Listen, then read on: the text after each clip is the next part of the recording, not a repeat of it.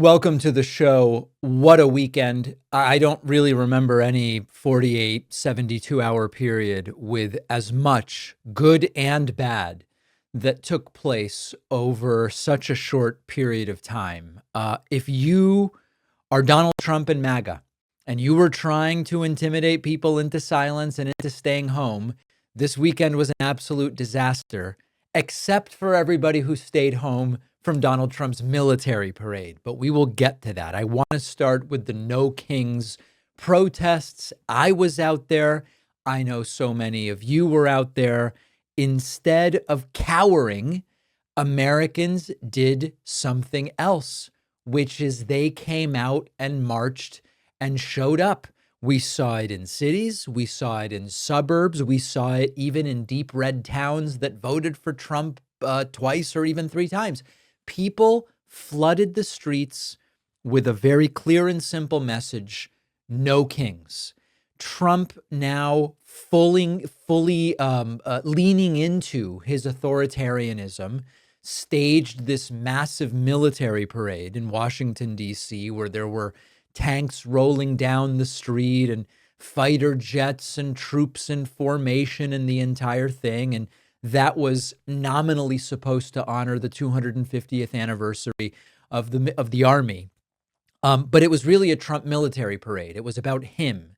And just days before, we saw Trump send federal agents and National Guard troops and Marines to Los Angeles over the ICE raids. And there were helicopters and tactical gear and protesters and media shoved around.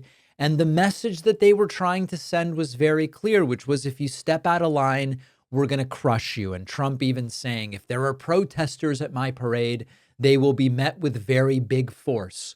But what all of this did, and it's the nightmare scenario for MAGA, is that it lit a fuse. It didn't kill momentum. It actually lit a fuse under people. Something cracked open in the country, and we saw small towns with no spotlights, traffic lights, with protests that would have surprised people if you saw how they were voting during the 2024 election. So, of course, we saw it in New York, in Philadelphia, in DC, in Boston, in Los Angeles. But we saw it in Spartanburg, South Carolina. We saw it in rural Arkansas and in Greenville, Ohio, Lake Mary, Florida. I'm just looking through the emails. I got hundreds of emails from people about all the places that they were in.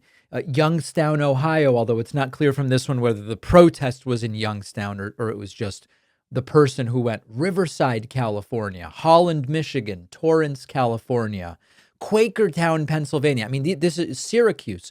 This is anecdotal just from my audience. And in some of these places, they hadn't voted for Democrats in decades, but people came out. We saw kids holding signs. We saw veterans marching, grandmothers waving flags in the heat, yelling, "This isn't who we are." And so Trump believed that he could scare people off of the streets, and he couldn't do it. And people put their shoes on and they joined in. And the crackdown that Trump threatened, and to some extent the crackdown that they did in California, it didn't suppress dissent. It amplified the dissent. In Florida, a sheriff said they'd let your loved ones know where to pick up your remains if protests got out of hand. That's a threat. And yet people showed up. This wasn't about a single ICE raid. This wasn't just about Trump's military parade. This was about years of erosion of trust, erosion of norms, suppression of media, and people, to a degree, snapped and they said, no kings at all. It's not just about Donald Trump. The system feels rigged. The system is distant and untouchable. Government no longer wants to answer to us.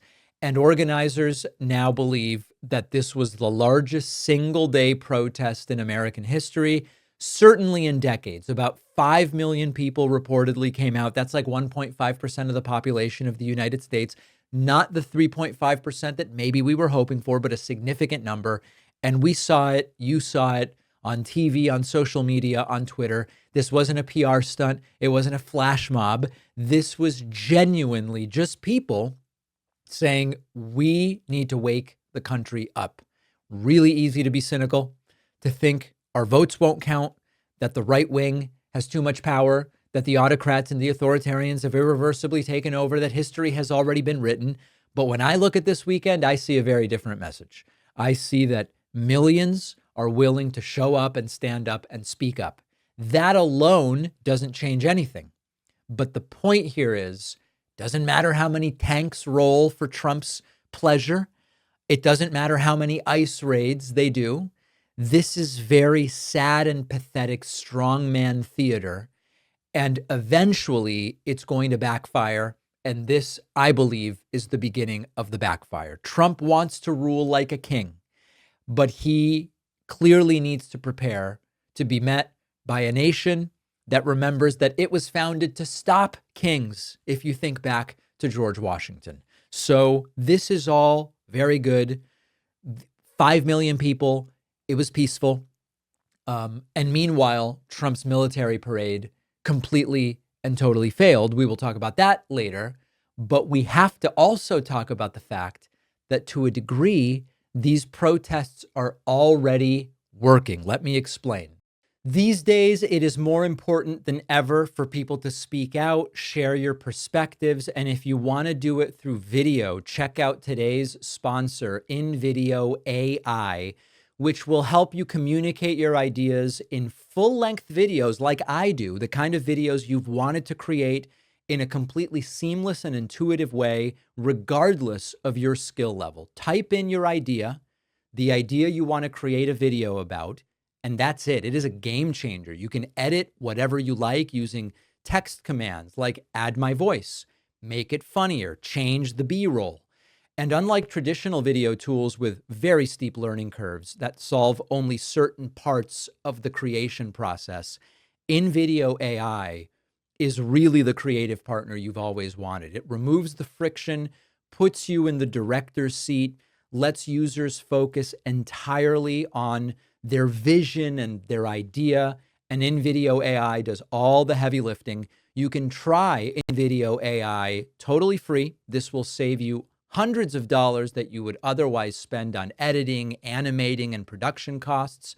Just go to davidpakman.com/video. The link is in the description.